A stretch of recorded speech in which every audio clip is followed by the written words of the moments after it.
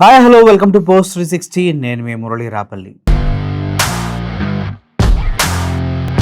దేశవ్యాప్తంగా సంచలనం రేపినటువంటి ఒక ఇష్యూ ఏదైనా ఉందంటే ఎలక్షన్ కమిషన్ బీజేపీ కలిసి ఓట్లు దొంగతనం చేశారంటూ రాహుల్ గాంధీ చేసినటువంటి భారీ కామెంట్స్, దాని తర్వాత ఆయన చూయించినటువంటి ఆధారాలు, ఇవన్నీ చూసిన తర్వాత ప్రజలకు అర్థమైంది ఏంటంటే వాళ్ళ ఓట్లు వాళ్ళు వెయ్యలేదు, వాళ్ళ ఎన్నుకున్న నాయకుడు గెలవలేదు.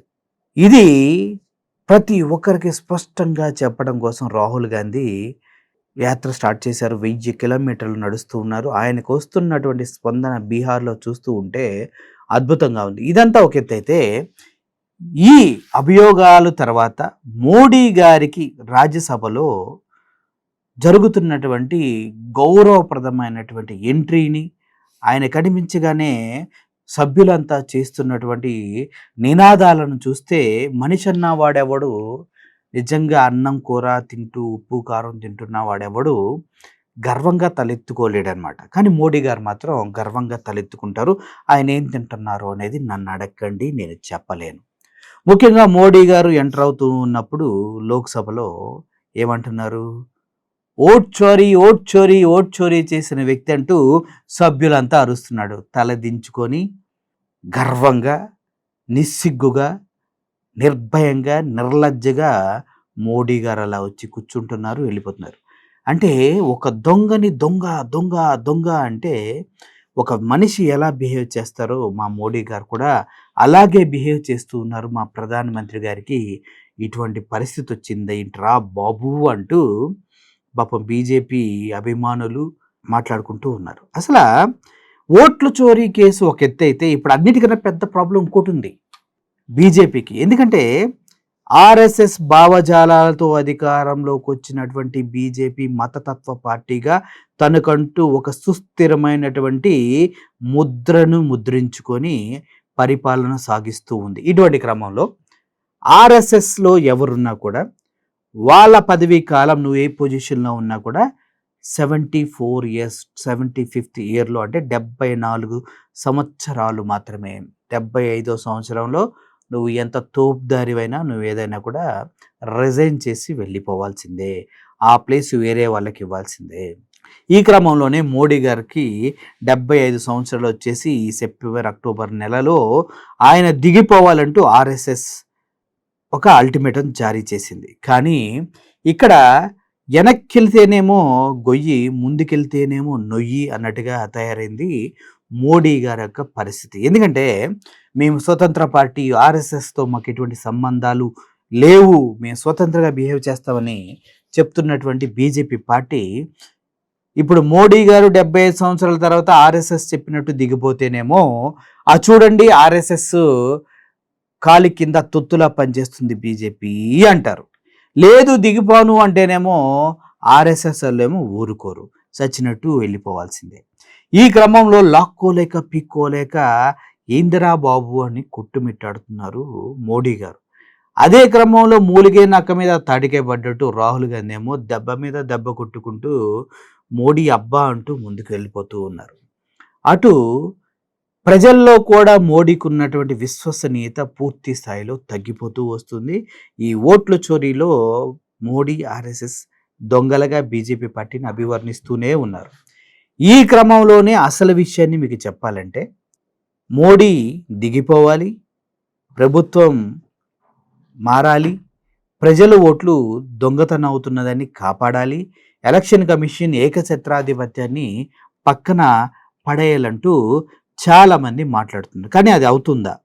అసలు ఆర్ఎస్ఎస్ గురించి మనం మాట్లాడితే, వాట్ ఈజ్ ఆర్ఎస్ఎస్? ఎందుకు ఆర్ఎస్ఎస్ బీజేపీని శాసిస్తుంది అంటే అది వాళ్ళకు మాత్రమే తెలుసు, మనం దానికి సమాధానం చెప్పలేదు. కానీ ఆర్ఎస్ఎస్ గురించి నేను కొన్ని మాటలు మీకు చెప్తా.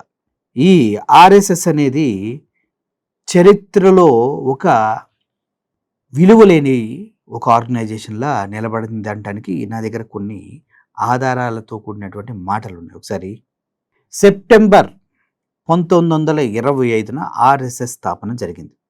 అంటే స్వతంత్రానికి ముందే ఆర్ఎస్ఎస్ స్థాపన జరిగింది. కానీ మార్చి 30న ఉప్పు సత్యాగ్రహం జరిగింది కదా. ఆ ఉప్పు సత్యాగ్రహంలో ఆర్ఎస్ఎస్ పాల్గొనల. మరి ఉప్పు సత్యాగ్రహం, స్వతంత్ర పోరాటంలో పాల్గొన్న ఆర్ఎస్ఎస్‌కి బీజేపీ పార్టీ పైన అధికారం ఎలా వచ్చింది? మనల్ని పాలించేటువంటి అధికారం ఎలా వచ్చింది? అంటే ఉప్పు సత్యాగ్రహంలో పాల్గొనమని తేల్చి చెప్పింది. అదేవిధంగా డిసెంబర్ 1940లో బ్రిటిష్ వారి ఇంపీరియల్ సివిల్ గార్డ్‌లో చేరి బ్రిటిష్ వారు తొత్తుగా ప్రవర్తించినటువంటి ఆర్ఎస్ఎస్. మరి బ్రిటిష్‌కు తొత్తుగా ఉన్నటువంటి ఆర్ఎస్ఎస్ అది కూడా మనకు స్వతంత్రం రావడానికి ముందు 1942లో అప్పుడు ఉద్యమం తీవ్ర స్థాయికి వెళ్ళిపోయింది. సుభాష్ చంద్రబోస్ గారు ఆర్మీని రెడీ చేశారు. ఆ క్రమంలో ఉప్పు సత్యాగ్రహంతో పాటు విదేశీ వస్తు బహిష్కరణ ఇలా చాలా ఉద్యమాలు జరుగుతున్న టైంలో వీళ్ళు వెళ్ళి బ్రిటిష్ వారితో చేతులు కలిపి ఇంపీరియల్ సివిల్ గార్డ్‌లో చేరింది.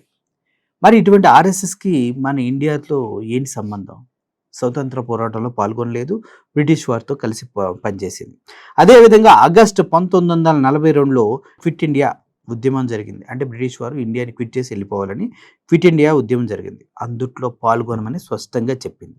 మరి అటువంటి ఆర్ఎస్ఎస్ ఇప్పుడు మన దేశ రాజకీయాలను శాసిస్తూ మనపైన హిందుత్వ భావజాలాల్ని ఘోరంగా పెడుతూ ఉంటే మనం ఎందుకు భరిస్తూ ఉన్నాం? అంటే ఈ వాస్తవాలు ప్రజలకు తెలియవు కాబట్టి.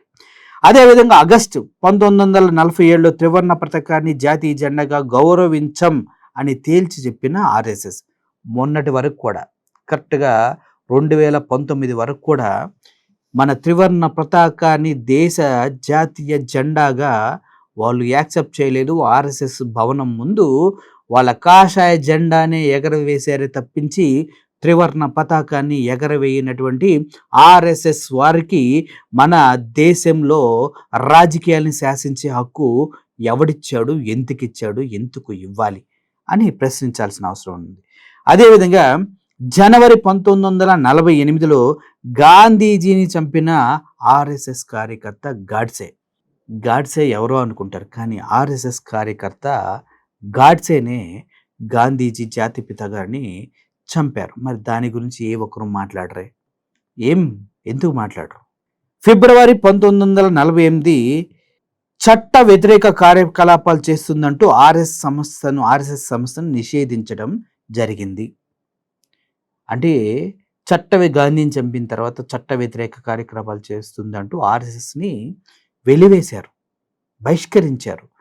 మరి అటువంటి చట్ట వ్యతిరేక కార్యకలాపాలు చేసే ఒక ఆర్గనైజేషన్ మన ప్రధానమంత్రి పైన అజమాయిష్ చేసి ప్రజల జీవితాలతో ఆడుకునే హక్కు ఎవడిచ్చాడు? అంటే మీరే చెప్పాలి. నవంబర్ 1947లో మనుస్మృతి తప్పితే అంబేద్కర్ రాజ్యాంగాన్ని ఒప్పుకోబోము అని తేల్చి చెప్పింది ఆర్ఎస్ఎస్. మనుస్మృతి అంటే మీకు తెలుసు కదా, అందులో ఎన్నో తప్పులు ఉన్నాయి, కొన్ని ఒప్పులు ఉండొచ్చు. నేను దాని గురించి డిబేట్ చేయట్లేదు. బట్ మనుస్మృతి వల్ల ఆడవారు వంటింటికి కుందేళ్ళు అయిపోతారు, కాళ్ళ ద్వారా పుట్టిన వాళ్ళు తలలోంచి పుట్టిన వాళ్ళకి బానిసలు అయిపోతూ ఉంటారు, ప్రతి ఒక్కరికి విద్య దూరం అయిపోతూ ఉంది, అంటరానితనం పెచ్చుగా ప్రబలిపోతూ ఉంది, మూతికి చెంబు ముడ్డికి తాటాకులు మళ్ళీ వస్తాయి. ఇటువంటి మనుస్మృతిని అంగీకరిస్తాం కానీ రాజ్యాంగాన్ని అనుమతించమని చెప్పినటువంటి ఆర్ఎస్ఎస్ అనమాట. అదేవిధంగా ఫిబ్రవరి 1951 మహిళలు సమాన హక్కులను ప్రసాదించే హిందూ కోడ్ బిల్ అని ఒకటి ఉంది. Hindu code bill. ఆ బిల్లుని వ్యతిరేకిస్తూ దేశవ్యాప్తంగా నిరసనలు చేపట్టింది ఈ ఆర్ఎస్ఎస్. మరి మన జాతీయ పతాకాన్ని యాక్సెప్ట్ చేయాల, మన రాజ్యాంగాన్ని యాక్సెప్ట్ చేయాల, మనుస్మృతిని యాక్సెప్ట్ చేస్తా అన్నారు. ఉప్పు సత్యాగ్రహంలో పాల్గొనలా, క్విట్ ఇండియా ఉద్యమంలో పాల్గొనలా, బ్రిటిష్ వారితో కలిసి చాప కింద నీరులా వాళ్ళ కార్యక్రమాన్ని వాళ్ళు చేసుకున్నారు. చివరికి ఆర్ఎస్ఎస్ కార్యకర్త గాడ్సేని గాంధీ గారిని చంపారు. ఇన్ని జరిగిన తర్వాత కూడా ఆర్ఎస్ఎస్ బీజేపీ పైన అధికారాన్ని ప్రదర్శిస్తూ ఉంది. మన జీవితాల్లోకి బలవంతపు హిందుత్వాన్ని, బలవంతపు హిందీ లాంగ్వేజ్ని మన పైన ఇంపోజ్ చేయడానికి చూస్తూనే ఉన్నారు. ఎంతవరకు కరెక్ట్ అంటారు? మీ విజ్ఞతకే వదిలేస్తూ ఉన్నా. మన జీవితాలు మన ఇష్టం, వాడెవడు శాసించడానికి? అవునా కదా?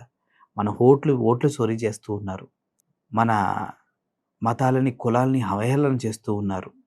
కనీసం మోడీ గారు మాట్లాడుతూ దేశంలో 90,00,00,000 మందికి ఆహారం ఇస్తున్నానని చెప్తున్నాడు. ఫ్రీ రేషన్ ఇస్తున్నా అని చెప్తున్నాడు. అంటే 90,00,00,000 మంది దారిద్ర్య రేఖకు దిగువన కొట్టుమిట్టాడుతున్నారు. ఇండియా అనేది డెవలప్డ్ కంట్రీ కాదు. డెవలప్డ్ అవుతూ ఉన్న కంట్రీయే. ఎప్పటికీ డెవలప్ అవుతూనే ఉంటుంది అనేది వాస్తవం. వీటన్నిటిని ఛేదించుకుంటూ ముందుకెళ్ళాలంటే ప్రజల్లో వివేకం పెరగాలి.